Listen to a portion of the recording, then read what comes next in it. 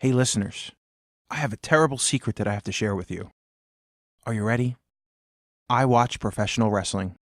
I know my audience, and I know what you're probably thinking. I've lost a lot of respect for Joe. I can't believe he watches that fake stuff. And guess what? I've been watching that fake stuff since I was a kid. And while I don't watch it as much as I used to, in fact, I don't watch much TV at all, I have found wrestling to be something that gives my friends a reason to come over. We'll watch a pay-per-view together, and I've kept a little tradition that my friends started when we were in college. Since I have this podcasting hobby, a couple of months ago I was thinking about podcast episodes and unique topics, and I started to come up with this idea about the World Wrestling Federation. I don't watch the show for the wrestling. Yes, there are cool moves that we all love, but once you know how wrestling works, there are a group of people backstage that decide who the shows are centered around and who are the champions. There is a promoter, there is a booker, and there is a whole host of reasons why certain people are picked to go up the card and certain people are at the bottom of the card. It dawned on me that wrestling is so much closer to corporate America than you could possibly imagine. So this week, we are seriously talking about the World Wrestling Federation in terms of corporate career advancement. I'm Joey Lombardi, and this is SourceCast episode 128.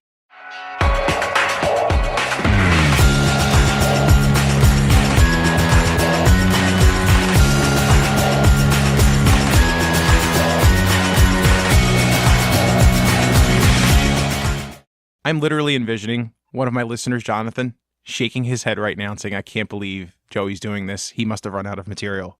I have seriously been thinking about this episode for months.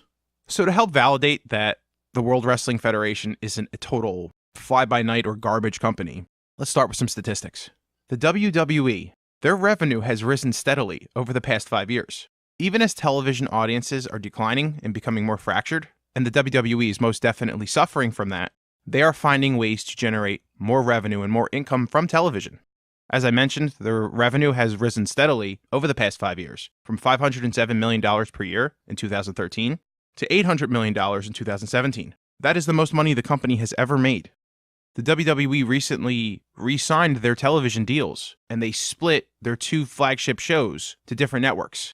Their Raw television show will remain on the USA Network, which is owned by NBC Universal, and it is reported by Forbes that they are making about $240 million per year on that show. They have another show called SmackDown. It is currently being broadcast on NBC Universal, USA Network. Up till a couple of months ago, they were making about $110 million per year on that show. However, in May, it was announced that they are moving SmackDown only, over to Fox. And they signed a 5-year deal for approximately $1 billion. So we're in a situation where the WWE is making more money on their television shows while their ratings are in decline. The company has one thing going for them right now. Because of the Fox intellectual property sell-off that's going to Disney, the Fox TV channel needs content, and the WWE produces about 10 hours of content per week, which I might add is way too much. I do not maintain or watch wrestling on a weekly basis. I don't have the time, and I don't have the desire to watch 10 hours of professional wrestling a week. I'm a 4 hours a month kind of guy. The way that I keep up with the WWE is through internet summaries, people who write descriptions about what happened on the shows, and through their YouTube channel, which I might add is like the second most popular YouTube channel on YouTube. So there are a lot of eyeballs on the WWE. And I might also add that they have their own streaming network like Netflix with years of content of old wrestling shows, and they have a ton of original content with former wrestlers and the wrestlers when they're driving in between shows. The WWE is a content generation machine, which is the thing that's making them valuable. But let's not get crazy. It's not like the WWE is on NFL levels. As a comparison, the NFL, they brought in revenue of about $8 billion last year.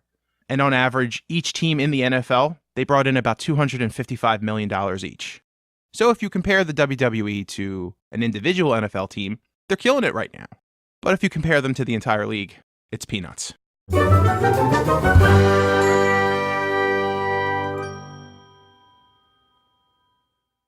So that's the WWE from a business perspective. Another point of information that you should all know is that the main owner, the main booker, the main promoter of World Wrestling Entertainment is Vincent Kennedy McMahon.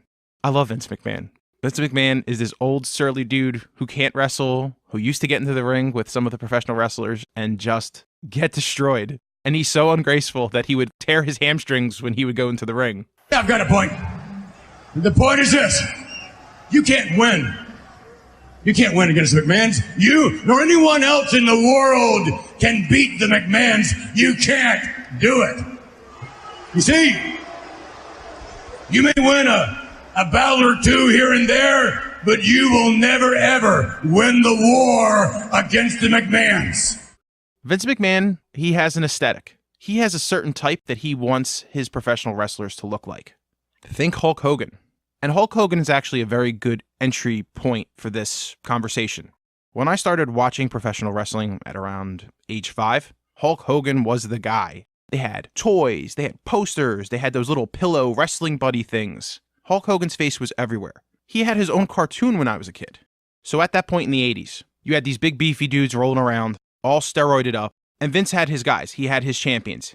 So in the 80s when Hulk Hogan was champion, he was the main guy. They didn't move the belt around too much. And that meant there was a group of guys that had to wrestle Hulk Hogan and lose, but had to make him look good constantly. So when you listen to interviews from those older wrestlers who used to be in business with the Hulk, there's a lot of bitterness because all of those dudes thought that they could be Hulk Hogan and make the Hulk Hogan money. But that's not how Vince McMahon works. And Vince likes to keep his focus on one person, sometimes at the expense of the entire show. But then in the early 1990s, there was the steroid scandal. Hulk Hogan left the World Wrestling Federation at the time and moved over to the rival Ted Turner-owned World Championship Wrestling. And Vince was in a quandary. Many of his top guys were getting older, and also because of the way they were booked, because of the way they were presented on television, some of those older stars, because they were fed to Hulk Hogan, they lacked credibility with the audience. He still had the steroid issue that he was dealing with, and he didn't want those beefier guys on television every week as emissaries of his product. And this is where the career thing comes into play. One of the things that Vince McMahon did was condition his audience for progression. So in the 80s, the WWE had 3 belts. You had a tag team champion, you had a mid-card championship called the Intercontinental title, and then you had the big championship, the Hulk Hogan championship. And while Hulk Hogan was chewing up all of these other wrestlers, you had this mid-card and you had this tag team scene. And Vince's bookers, who were all former older wrestlers, they sort of had a strategy for that tag team and mid-card circuit. If you were a new guy coming into the World Wrestling Federation, they probably started you off as a tag team. So you were a team, and they may have paired you up either with another young person, or they may pair you up with a veteran so you can learn the ropes. Former champions who started off in tag teams often say that it was instrumental for them to be in a tag team because not everything rests on them. In a tag team, you have 4 guys in the ring, and everybody's learning off of each other. That's another thing about wrestling. The guy who's on the other side of the ring, your opponent, in the real world, they're usually assigned to somebody who's young to get them trained up, to make them look good. So it's an interesting paradox. You have somebody who's brand new, who's at the bottom of the card, and then you may have a veteran who's been working for the company for a very long time, who's also at the bottom of the card now, training effectively his successor. And over time, there are some wrestlers who took that job with grace and enjoyed the role as a teacher, and again, there are others that were bitter. Bitterness is a common theme with former professional wrestlers. Over time, those who started in tag teams, they start to get a following, they'll start to become popular, or at least 1 or 2 of them will, and then the WWE would do the time-honored, the tag team breaks up. So one guy goes good, one guy goes bad, they feud for a while, and the person that the company had their eyes on moves up the card. And when that happens, they usually start to move into the mid-card championship. For the people who actually wanted to be entertained with in-ring wrestling action, that Intercontinental title, they used to call it the workers' title. So Hulk Hogan's at the top of the card. He's telling the kids to eat their vitamins. He's doing all the hand gestures and ripping off his shirt in the ring. And then you had guys in the early 90s like Bret Hart and Shawn Michaels. These were smaller guys that worked hard in the ring. They did cool moves. They made wrestling sort of look respectable. And they started to establish a fan base because of their hard work. So less about the clown gimmicks and more about athleticism. So then the steroid situation hits. Hulk Hogan leaves for the other company. He's making a boatload of money. And what is Vince going to do? The person and the handful of people that he built his show around for the better part of 10 years, they're either gone or they're not looking so great. He decides to leverage his mid-card. These are younger people who had been with the company for several years. They're not as big. They're not as bloated. They put on good matches. And he built his company around that. Here's an interesting point. Whether Vince McMahon invented this concept or not, he gave the audience the concept of succession plan. Just like in a corporation, you have to have a strategy when your top guy leaves. And for a period of time, the audience started to accept that there was a bench and people from the mid-card moved up. You work your way up to the top. People knew that wrestling was fake, but they knew that if you do the right things, you start at the bottom, you work your way up, the audience will accept you. So in your career, one important thing as you're progressing up the career ladder, and I didn't talk about this in last week's episode, was the acceptance of your peers. Sometimes you're in a situation where a boss really likes you, and they may hotshot you to promotions. And in those situations, that can cause animosity with your coworkers and with your customers. So there's something to be said from a career perspective with the steady increments of career success, where your coworkers start to root for you to succeed and to progress versus resentfulness.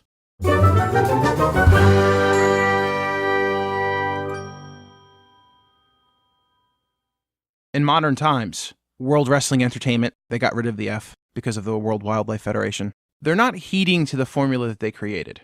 They are currently building their storylines and their television programs around a guy they call Roman Reigns. And it's very interesting to see what happens when this guy comes out from the back. Even though he's supposed to be a quote-unquote good guy, the crowd ruthlessly boos him. And he's a guy that they hotshotted to the title. Initially, they followed the formula. They put him into a tag team with 2 other guys. But he was probably the most green of the 3, but they liked his look. So they pushed him up the card at the expense of many other wrestlers. But the crowds are smarter now. The crowds know what's going on in the background. They saw this one guy who's green and who may be good in the future start to chew up their favorite wrestlers. So they turned on him. And this is a situation where you are seeing immediate feedback happening via the crowd to the people in the back. And the thing about Vince McMahon is, and he's said this in several interviews, I'd rather be a millionaire making my own decisions than being a billionaire following someone else's direction. So Vince McMahon will literally spite his own checkbook to do the things that he wants to do and the things that he thinks is right, even though his audience is telling him differently. And that is an interesting paradox for a leader, because as a leader, he is getting the feedback saying, we don't want this particular product, please change it. However, he is steering his company into ever more profitable territory. So whatever the guy is doing, he's getting positive financial feedback. I mentioned in previous podcasts that I've been traveling a lot for work, and when I travel on Mondays and I'm stuck in a hotel room, I'll sometimes turn on professional wrestling. And because I don't watch wrestling on broadcast television, I usually just watch it on the pay-per-views. I have to say that the show is almost unwatchable now. Between the commercials and the constant advertising for products, for example, they'll be in the middle of the match and they'll stop and say, by the way, try that new Mountain Dew, or Cheetos Fire, they're amazing. Then you'll see like logos popping up on the screen while the wrestlers are doing their jobs. I can't get through it. But the more commercials they pack into those shows, the more infographics about Cheetos, the more money they're making. So who am I to say that they're doing the wrong thing?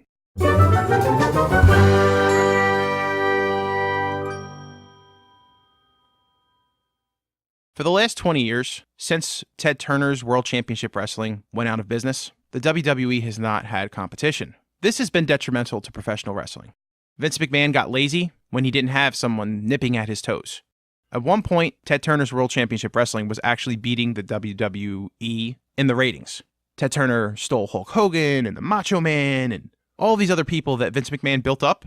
Ted gave them fatter contracts, gave them creative control, and they eventually started beating Vince in the ratings. Regardless, for the last 20 years, the WWE has not had significant competition. Other organizations have tried, but ultimately the TV contract is the thing that is going to make a professional wrestling company profitable. But because of things like YouTube, independent wrestling leagues are becoming much more popular. They're developing the next generation of wrestlers, and they're putting Vince on guard again. In the 1980s, the wrestling business was built up on territories. So you had a Texas territory, you had a Minnesota territory, you had a Canadian territory, and then you had the East Coast, New York, which was the WWF. Vince McMahon's father started it, but when Vince Jr. took over, he started going after all the other wrestling territories. He would take their top stars, he would pay to put his television program on the local news channels or the local channels that wrestling aired on. So these little local federations that were getting paid to put on TV shows, now Vince was paying to have his programming put on top of theirs. So eventually all the little local leagues went out of business. They lost their stars, they lost their television, and eventually there was only 2. And then in the 1990s, there was only 1. Vince McMahon, after he put all of these companies out of business, he ruthlessly negotiated contracts to get their film footage for pennies on the dollar. But now, thanks to YouTube, there are a bunch of independent wrestling leagues that are gaining attention and making money. So from an employee perspective, these WWE wrestlers for the last 20 years, there was really nowhere for them to go. 20 years ago, if they left the WWE for the independent leagues, they would be making $35 a night. But now these independent companies, they're making a little bit of money, and people can survive. They can make a living wrestling without Vince McMahon. Thanks to the internet, thanks to streaming, these companies can offer their products to a new audience that they would not be able to reach without it. And there are some former wrestlers and promoters that are taking advantage of this audience and this appetite for something different and turning it into a business model. So it's a weird scenario where the television audience for wrestling is shrinking, but the appetite for professional wrestling seems to be growing because of these alternatives. So the parallel to corporate America is, if you are someone who's working for a corporation and you don't feel like your services or your actions are being appreciated, there's an opportunity to create something new. But you can't do that overnight, and you have to do your homework, and you have to build a following, and you have to build an audience. But in the right conditions, it can be done.